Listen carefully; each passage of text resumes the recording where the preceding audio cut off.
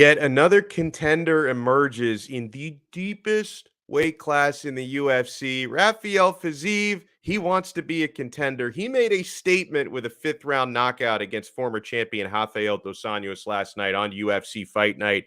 We're here on Combat Center and on the 5 Reasons Sports Network to talk about it. I am Alex Donno. I'm glad these gentlemen held the fort down for me when I had to miss our most recent show. Let's go down below to Frank Zaffere. Frank, how are you? I'm great. Congratulations on your performance. What, Friday at what was it called? Combate Global. Easy for you to say. Congratulations.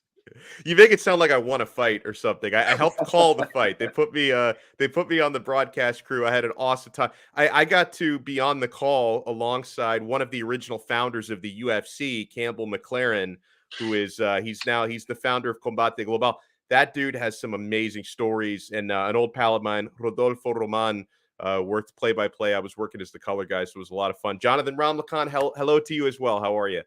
I'm doing great. I was just super hyped to see that you were calling that card. Campbell, like I said, I've actually had a couple interactions with him on Twitter. So he's a pretty cool guy. You know, well, like you said, one of the founders of the UFC. Now he's doing this thing with Combate Global in Latin America market. So it's pretty cool to see you do that, man. Proud of you. But yeah, excited to see another contender in this lightweight division as well. Oh, and let's talk about the performance. And Johnathan, couple of the big questions with Rafael Fiziev out of Azerbaijan. We knew this guy was a big-time prospect, but how would he do in the quote-unquote championship rounds if it got there into rounds 4 and 5? And also, how would he do against a big-time steady takedown threat? Now, Rafael Dos Anjos is not the best wrestler in the lightweight division, but he's a very effective one and has shown good success with his takedowns over the years. Rafael Fiziev stopped 14 of 16 takedown attempts, and with one of the ones that did land, RDA did absolutely nothing with it. So he defended almost all of the takedowns last night.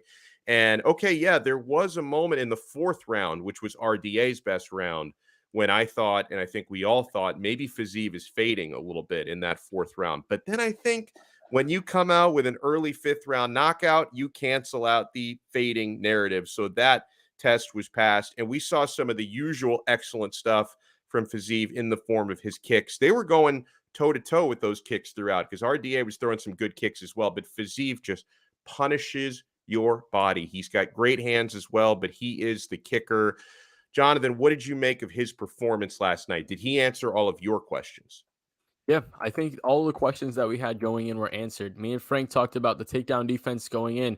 His takedown defense was at 95% going into this fight. There was, his opponents were 1 for 20 coming in, and now they're 3 for 36 if the math comes out correctly. So they're shooting about, it's 6% right now. So he's done a great job of the takedown defense, and we know that that's a very important part of the game, especially as a good striker. You want to be able to stay on the feet.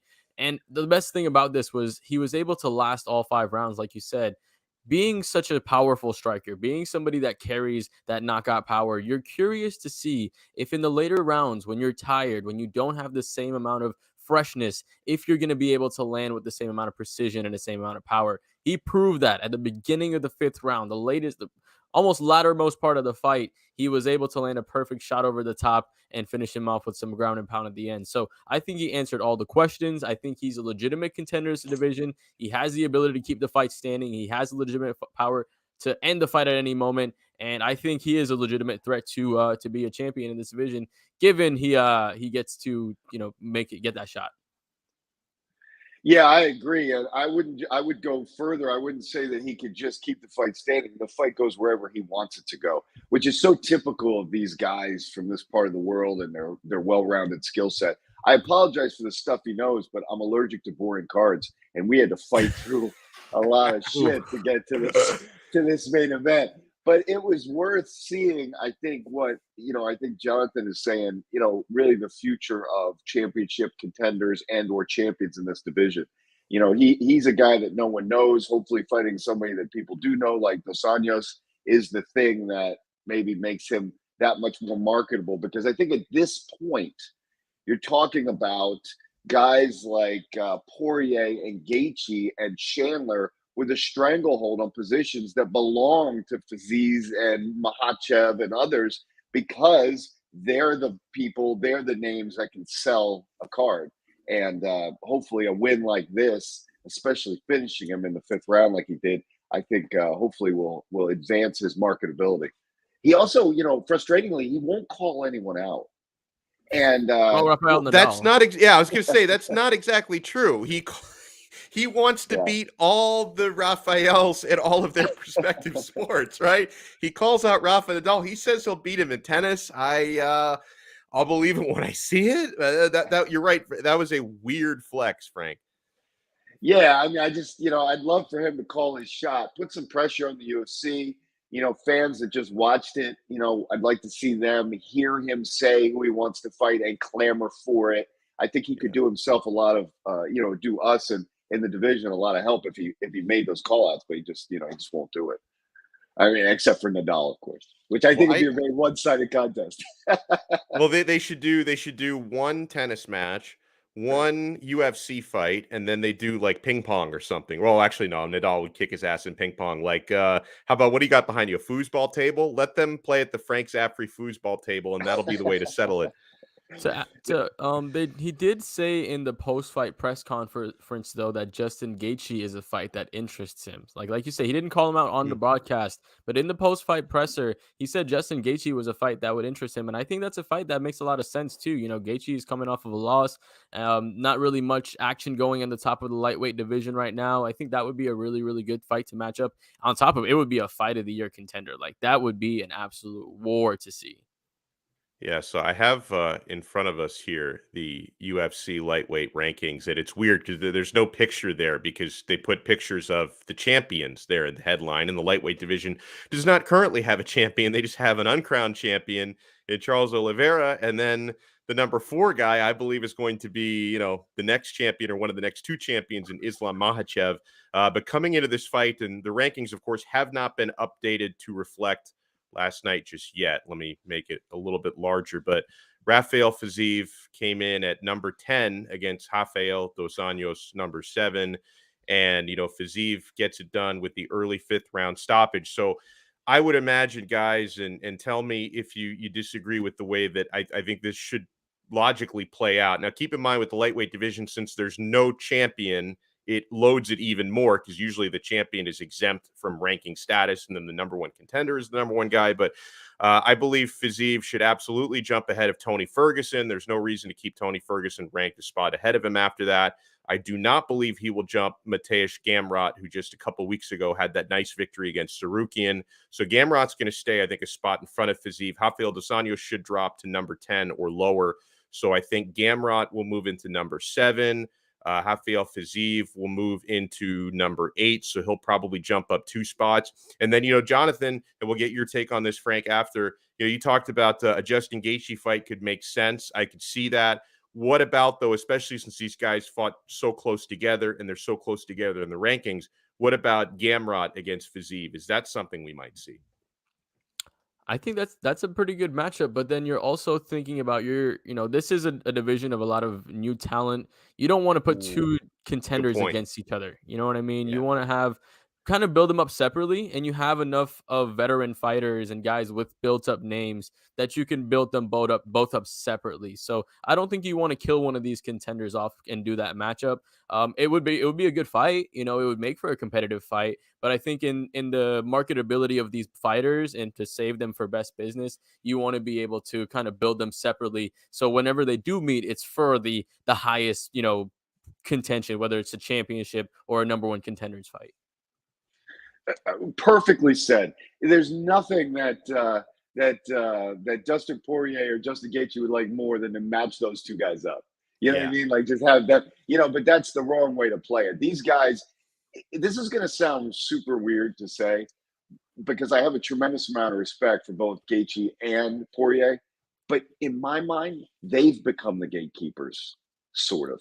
Like they're the big names that these up-and-coming guys need to defeat to cement themselves now as the very best in the division, and it's only a matter of scheduling the fight. Like Makhachev will beat whomever they put in front of him, and I think Fiziev would also beat either one of those men, and I don't think there's any question about it. They could do it anywhere in the world, and he's winning. So it's just a matter of when they do it, but they're the gatekeepers now, which is an odd thing to say about 2 guys who really we thought were the potential champions in the division not too long ago. I mean, both interim champs. Right, right. Let's talk about the rest of this card. It was, for the most part, a little bit of a snoozer of a main card. Did have a couple of fights that I really liked, with the main event being one of those. But Caio Borralho gets the 3-round decision against Armin Petrosian, negated his striking with wrestling.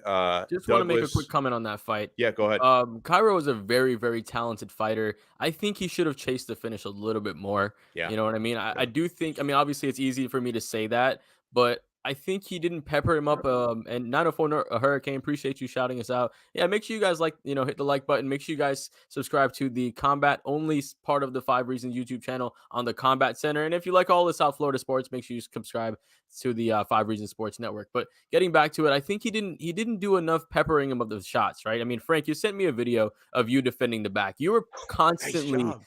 having your whoever on your back just pepper you with shots the entire time. Cairo didn't do that yet. And I do think he's a very talented fighter. And I do think he can make the climb in these rankings. But I think he has some growing to do. And I think he's going to have to start fighting to chase some finishes and mix up the grappling and the striking a little bit better. But I do think, like I said, a good fighter.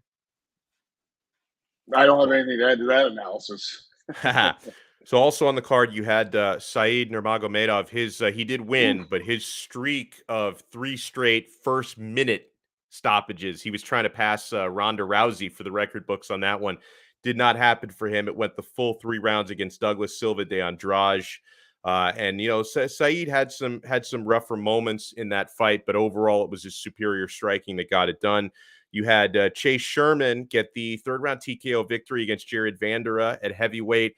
This was actually a little bit of a flex, guys. The only fight that I lost money on this card, because I did bet on the favorite Chase Sherman, I bet on the favorite Jared Vandera, and it was clear Chase Sherman. I should have known just looking at the two side by side. I mean, Sherman is built like a tank, and Vandera is built more like an inflatable raft or something, like a mattress. Yeah, and then. Can I quickly come back to Nurmagomedov? Yeah, sure. I want your guys' opinion on this. That awkward, brutally persistent, unrelenting Sambo takedown style that they have, I just don't know how anyone deals with that. I mean, is that what I'm watching? Because it's not wrestling takedown. It's they're hooking a leg and then they're chasing you all over the cage and you just can't get them off.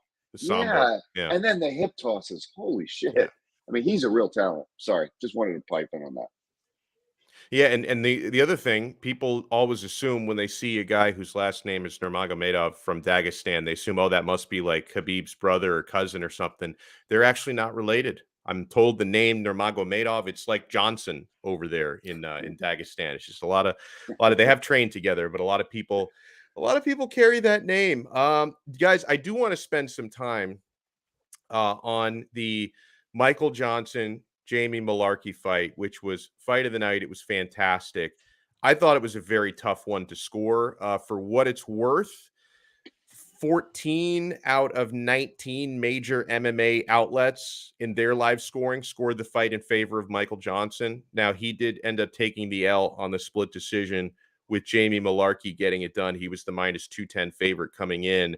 It was one of those things, Jonathan. Frank and I were talking a little bit about this off air before we started.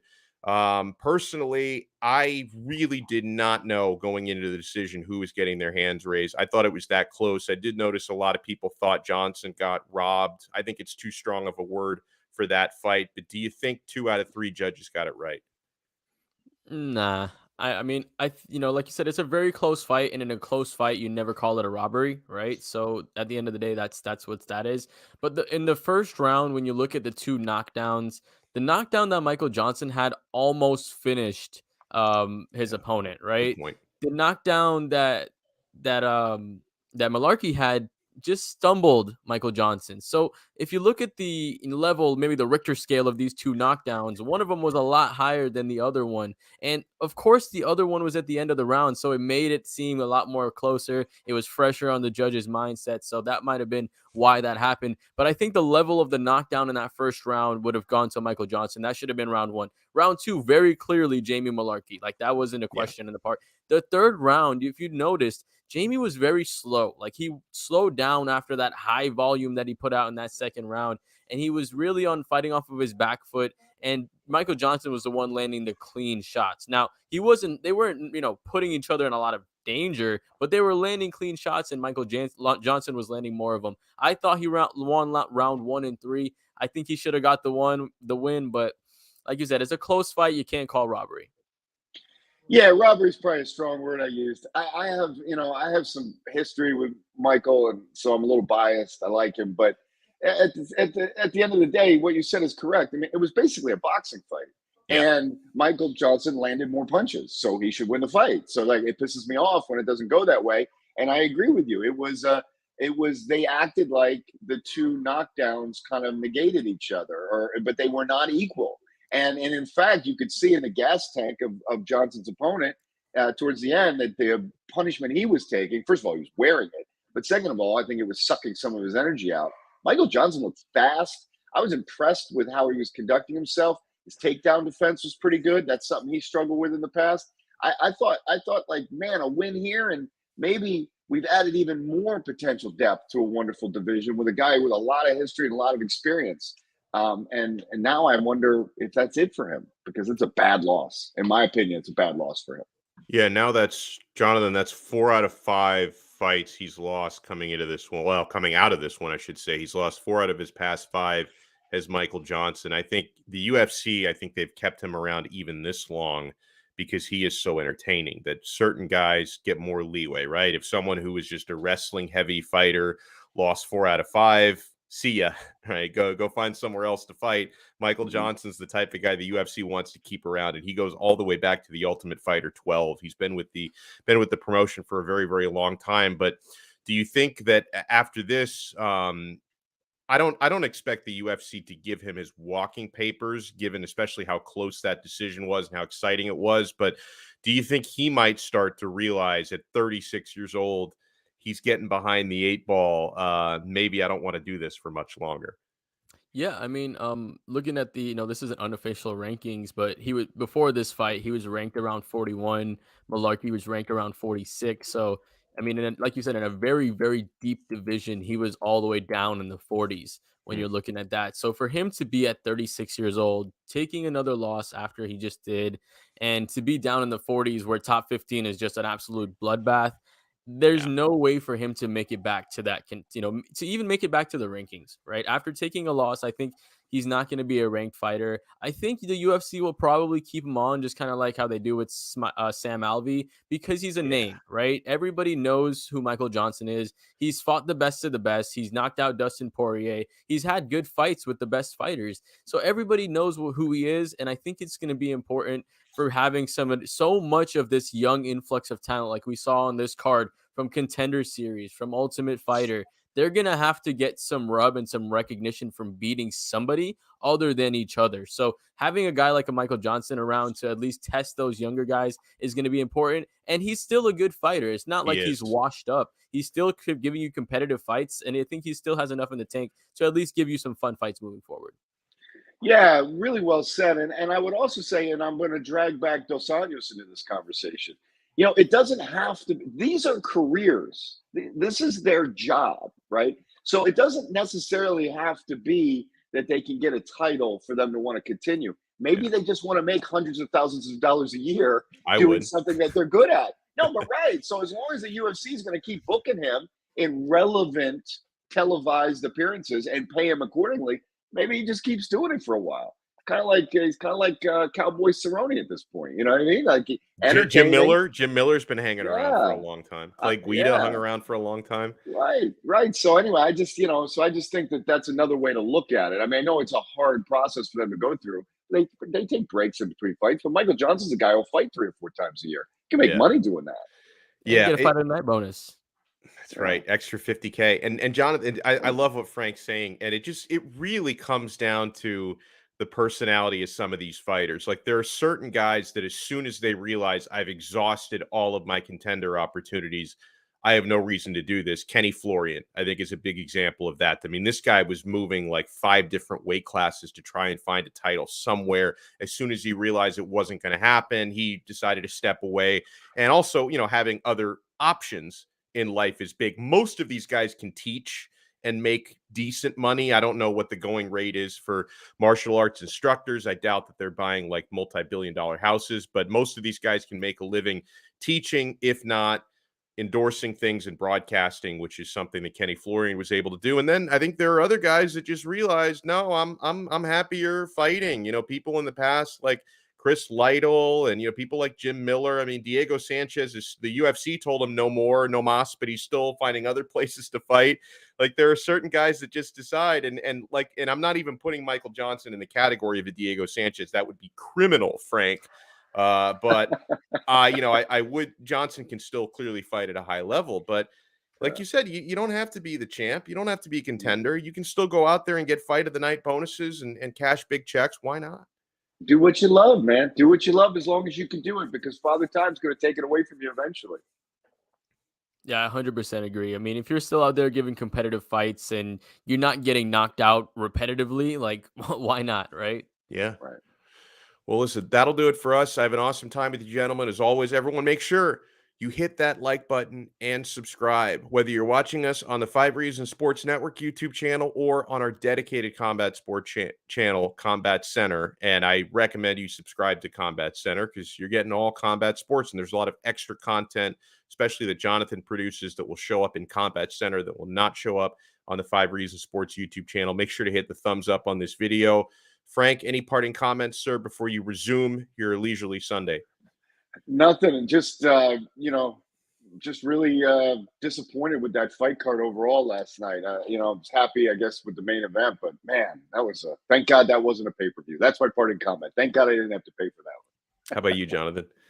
Yeah, right there with you. I was almost falling asleep. I think Michael Johnson and Jamie Malarkey woke me up because I would have probably fallen asleep in that card, to be 100% honest. But looking forward to this next card. It's going to be on ABC. Like, this is big for the UFC. They're going to have amazing fights. I mean, Ortega versus Yair Rodriguez, a sleeper fight on that card. Shane Burgos versus Charles Air Jourdain. That's going to be a banger. It's going to be a fun one this coming week.